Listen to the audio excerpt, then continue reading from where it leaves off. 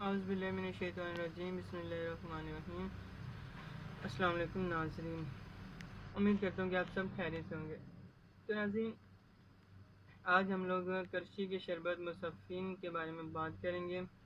اگر اس کی پیکنگ کے بارے میں بات کر لیں تو یہ 120 ملی لیٹر کی پیکنگ میں دستیاب ہوتا ہے۔ ناظرین، آپ نے اس ویڈیو کو اینڈ تک لازمی دیکھنا ہے، انشاءاللہ آپ کو بہت اچھی انفارمیشن ملے گی، آپ کو بہت کچھ سیکھنے کو ملے گا۔ آپ اینڈ تک اس ویڈیو کو ضرور دیکھیے گا۔ اگر آپ چینل پہ نئے ہیں تو چینل کو لائک اور سبسکرائب ضرور کر دیں، اور لائک اور اپنے دوستوں کے ساتھ شیئر کرنا نہ بھولیے گا۔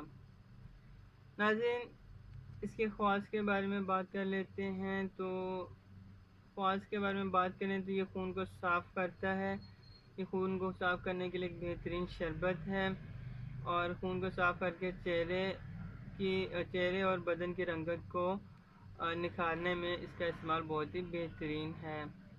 خون کی خرابی کو دور کرتا ہے، اور برسات میں پیدا ہونے والی بیماریوں جیسا کہ چہرے کے داغ دھبے کو دور کرنے کے لیے ایک بہت ہی بہترین شربت ہے۔ گرمی دانوں کو بھی یہ دور کرتا ہے، اور پھوڑے پھنسی میں اس کا استعمال بہت ہی مؤثر اور بہت بہترین ہے۔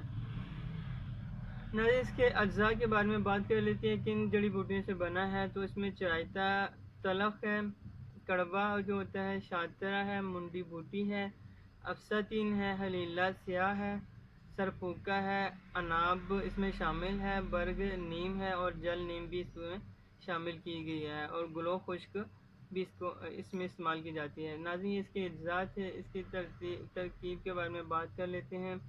تو بچوں کے لیے صبح شام آدھا چائے والا چمچہ دیا جا سکتا ہے، اور بڑوں کے لیے صبح دوپہر اور شام 3 ٹائم اسے دیا جا سکتا ہے، 2 چائے والے چمچے۔ ناظرین، جب بھی آپ نے شربت کو استعمال کرنے سے ہلا کے استعمال کرنا ہے۔